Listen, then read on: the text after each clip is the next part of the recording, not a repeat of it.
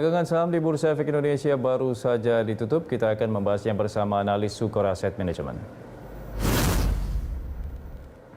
Ya, IHSG awal pekan ditutup melemah di level 6.636.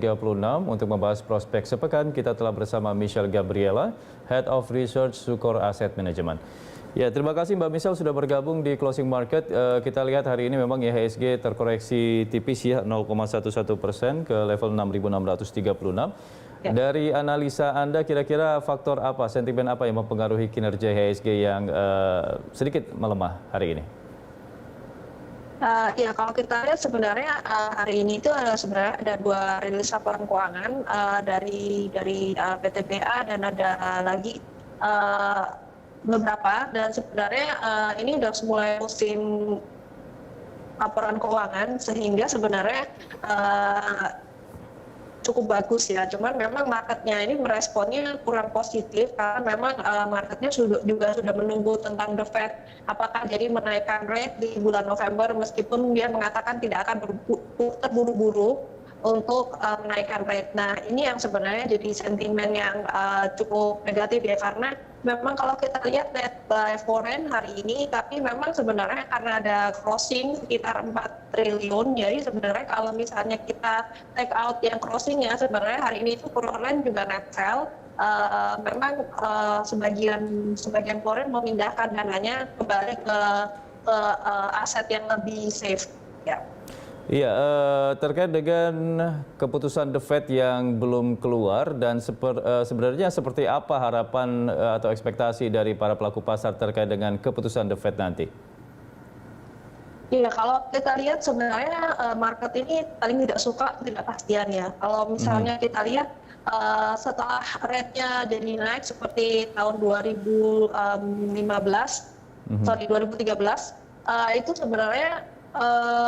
itu sebenarnya masih positif karena memang market ini butuh certainty, dan sampai detik ini market masih menunggu apakah ini jadi naik atau enggak. Tapi kalau seandainya sudah fix jadi naik di bulan November, sebenarnya ini justru bagus sih untuk marketnya, karena biasanya marketnya merespon dengan tetap rally lagi.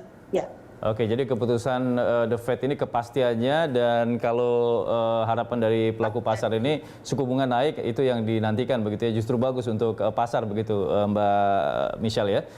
Oke, Mbak Michelle, terkait dengan sentimen dalam negeri sendiri, ini kan Menkyu baru saja mengumumkan bahwa prediksi pertumbuhan ekonomi kita di angka 4%, ini lebih rendah dibanding dengan prediksi dari IMF yang 5,9%. Respon atau juga dampaknya terhadap pasar seperti apa? Oke, kalau kita lihat dengan penurunan yang di bawah IMF ini sebenarnya cukup wajar ya, karena kita kemarin kan ada PPKM selama ya, mulai dari bulan Juli sampai Agustus, itu cukup lumayan impact banyak ya, karena memang ada pengetatan di mana-mana di daerah juga. Jadi menurut kami sih sebenarnya masih dalam range lah ya, kalau dari 5,3 ke 4,7 sebenarnya. Meskipun sebenarnya agak di bawah, tapi memang kita juga bisa maklumin karena memang selama kuartal 3 kemarin pertumbuhan ekonominya memang kurang, dan sebenarnya market sih sudah bisa memprice in itu sih sebenarnya. Ya. Lalu seperti apa menurut Anda perkembangan dari penanganan pandemi COVID-19? Apakah ini sudah cukup memuaskan bagi para pelaku pasar begitu? Iya, oke. Untuk sampai saat ini kan kalau kita lihat memang pertumbuhan kasusnya sudah turun cukup dalam, juga vaksinasi sudah yang dosis pertama sudah di atas 50% ya. Jadi sebenarnya sih ini bagus secara progres, dan kita sih berharap 4Q ini bisa ditutup dengan hasil yang jauh lebih bagus daripada 3Q, sehingga sebenarnya untuk penanganannya sih sebenarnya pemerintah sekarang jauh lebih siap ya dibandingkan beberapa bulan kemarin, dan sebenarnya pemerintah juga menyatakan bahwa kemungkinan besar akan terjadi ada gelombang ketiga, jadi pemerintah juga sudah bersiap-siap. Jadi sebenarnya untuk persiapannya ini jauh lebih matang dibandingkan sebelum-sebelumnya. Oke, nah terkait dengan jual beli asing di IHSG, Anda melihatnya seperti apa kinerja dari atau aksi jual beli asing hari ini? Dan kita lihat juga bahwa saham dari Metro Healthcare Indonesia ini melesat begitu. Apa faktor penyebabnya? Ya, memang kalau hari ini Foreign ada net crossing di saham Care ini, Metro Healthcare, dan sebenarnya mungkin Foreign juga masih tertarik banyak ya dengan sektor healthcare karena memang COVID-nya juga masih belum selesai dan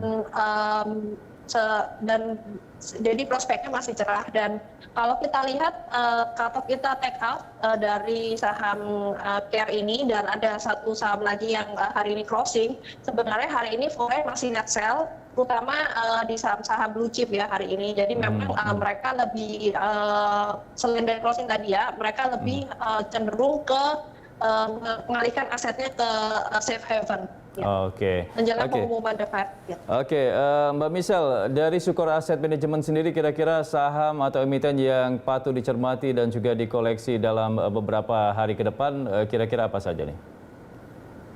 Oke, kalau kita sih sebenarnya nggak mainnya harian ya, kita lebih ke long term. Jadi sebenarnya kalau untuk long term kita masih suka Pegas, dan BNI dan BTN sebenarnya. Ya. Ya, alasannya apa lebih memilih itu dan mengapa harus long term gitu? Ya, kalau kita lihat Pegas ini kemarin memenangkan kasus sengketa pajak ya, yang tahun lalu ini sudah dibukukan sekitar 3 triliun. Jadi tahun ini ada pembalikan kerugian sebesar 3 triliun, dan ini bagus untuk Pegas dan untuk secara fundamental bisnisnya dia masih cukup baik juga ya, karena kan memang untuk National Gas sendiri tidak sedikitlah pengaruhnya terhadap COVID. Nah, jadi kita lihat untuk Pegas ini masih menarik, dan juga untuk BNI dan BTN. BNI dan BTN ini juga valuasinya juga cukup murah, sama seperti Pegas juga. Pegas ini juga valuasinya belum kembali ya ke level dia sebelum pre-COVID. Jadi sebenarnya kalau kita lihat secara valuasi masih murah, BNI juga, BTN juga valuasinya ini di bawah 1 kali PBV. Untuk Pegas kemungkinan sekarang di sekitar 1 kali, tapi biasanya dia itu trading at sekitar 2 kali PBV. Jadi sebenarnya kalau kita lihat sebenarnya untuk Pegas, BNI dan BTN ini masih banyak upside-nya. Oke, baik. Terakhir, Mbak Michelle, kira-kira prediksi Anda terkait dengan kinerja IHSG besok seperti apa? Apakah bisa terus melanjutkan tren penguatannya atau justru kembali melemah? Ya, kalau kita lihat sebenarnya akhir bulan ini harusnya mulai banyak ya laporan keuangan emiten, dan sebenarnya yang perlu cermati sih sebenarnya dari emiten komoditi, karena kalau kita lihat harga coal, harga CPO ini sudah naik cukup tinggi, dan itu bisa menjadi katalisnya positif sebenarnya. Tapi memang karena ada dibayangi oleh pengaruh The Fed di bulan November nanti yang akan ada pengumuman untuk kenaikan suku bunganya, sebenarnya ataupun tapering, sebenarnya memang ini menjadi katalis yang negatif. Jadi kita melihat bahwa kemungkinan sampai akhir bulan sih sebenarnya IHSG-nya masih sideways ya di sekitar 6.600.